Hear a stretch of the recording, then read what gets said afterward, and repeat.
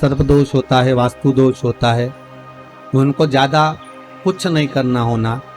महाराज एक बेल का फल लीजिए। क्या लेना है? बेल का फल, बेलपत्री का जो फल होता है उसको ले लो। उसके अंदर का जो गुर्दा होता है, अंदर का जो भाग होता है, उसको निकाल लीजिए और उस बेल के फल में आटा सेक कर उसमें शक्कर मिलाकर उसको उसके अंदर भर लीजिए।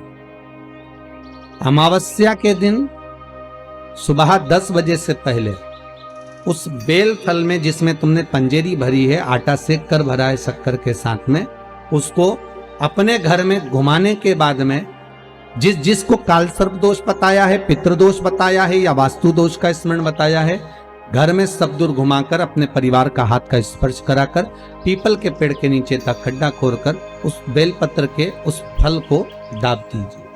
उस फल को उसमें दबा दीजिए। महाराज केवल एक अमावस्या करना रहता है, पितरों के दोष से मुक्ति मिलती है और हमारे घर के कार्य सफल होना प्रारंभ हो जाते हैं। कार्य की सफलता होती है, कार्य में सफलता प्राप्त होने लगती।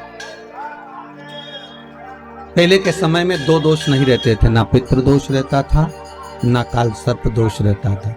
काल सर्प दोष कब आया? जब आप लोगों ने भगवान का चढ़ा हुआ जल, शिव जी का चढ़ा हुआ जल तुलसी में चढ़ाना प्रारंभ करा, तब काल सर्प दोष आया। और पितृदोष पहले नहीं होता था। क्यों? क्योंकि लोग घर के मटके में से, घर के हंडे में से, घर के परिंडे में से लोटा भरकर पानी लेकर जाते थे और शंकर को चढ़ाते थे। घर का जो रसोई घर होता था वो बीच केंद्र में होता था, रसोई घर घर के मध्य में होता था। तो वहां से जब पानी लेकर जाते थे, परिंडा, मटका, हंडा पितरों का स्थान माना गया है। वहां से जब पानी भरते और ले जाकर शंकर जी को चढ़ाते तो पूरे घर में से पानी निकलकर जब शिव को चढ़ने के लिए जाता था तो पूरे घर का वास्तु दोष, पितृदोष समाप्त हो जाता था। अब आज के जमाने में मंदिर का लोटा उठाकर मंदिर का पानी भरकर शंकर जी को चढ़ा देते हैं तो ना वास्तु दोष समाप्त होता है, ना पितृदोष समाप्त होता है, ना काल सर्प दोष समाप्त होता है। गलत चीज लोगों की बुद्धि में तुरंत आ जाती है कि हाँ उसने ऐसा करा, उसने तुलसी जी के क्यारे में शिवलिंग रखा तो अपन भी रख लो, उसने ऐसा करा तो अपन भी ऐसा कर लो, और उसने यूं करा तो अपन भी ऐसा कर लीजिए। पर शंकर की कथा करें नहीं भाई, ये थोड़ा वंचिता होना चाहिए। हमारा जो शास्त्र सम्मत हो उसका स्मरण करना चाहिए। पहले भी कथा में कहा, परसों की कथा में कहा कि लक्ष्मी जी अपने पास का अगर कोई सामग्री शिव जी को चढ़ा देती तो शंकर प्रसन्न हो जाते। पर लक्ष्मी जी ने करा क्या? जल भी लाई तो पार्वती की यहां से। लक्ष्मी जी अगर जल लेकर आ रही है तो पार्वती की यहां से ले। आपके पास में जो है आप शंकर को वो समर्पित करो। आपके पास में जो हुआ वो शंकर को दीजिए। और शंकर एक बात और कहते हैं कि मुझे दिखावा कर कर मत दीजिए, जो आपके पास में है, जो अपना है वो दो, जो श्रेष्ठ है वो दो। कहा मात्र एक चावल का दाना, कितना? जम के बोलिए। एक चावल का दाना शंकर जी को चढ़ाओ, पर आखा चढ़ाओ। कैसा चढ़ाना है? आखा, मतलब खंडित नहीं होना चाहिए। एक बेलपत्र शिव जी को चढ़ाओ, पर आखी चढ़ाओ।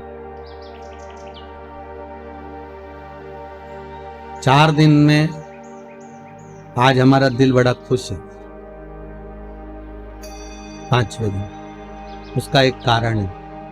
5 दिन से 4 दिन से शंकर जी पे जो बेलपत्र चढ़ रही थी पोथी पर, वो सब जजमान जो तोड़ कर दे देते थे, खंडी, टूटी फूटी सब चढ़ जाती।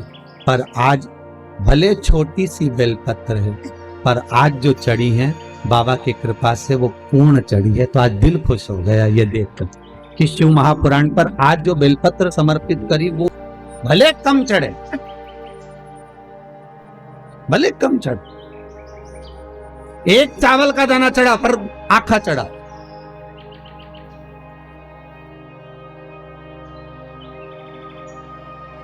आज हमें बड़ी खुशी मिली है इस व्यासपीठ पर आए, जब बेलपत्री थोड़ी सी हाथ में आई तो देखा कि भले छोटी सी है पर सुंदर कितनी है। आज बाबा इसको अंगीकार करेंगे, स्वीकारेंगे।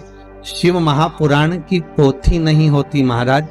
7 दिन, 9 दिन, 5 दिन, जितने दिन तक शिव महापुराण जिस जगह पर रखी रहती है, जिस कुल में, जिस परिवार में, जिस भाव में रखी रहती है, वहां पर ये 12 ज्योतिर्लिंग 7 दिन के लिए विराजमान होते हैं। उस पर चढ़ाई गई बेलपत्री का फल 12 ज्योतिर्लिंग पर चढ़ाई गई बेलपत्री के फल के बराबर होता। 12 बेल ज्योति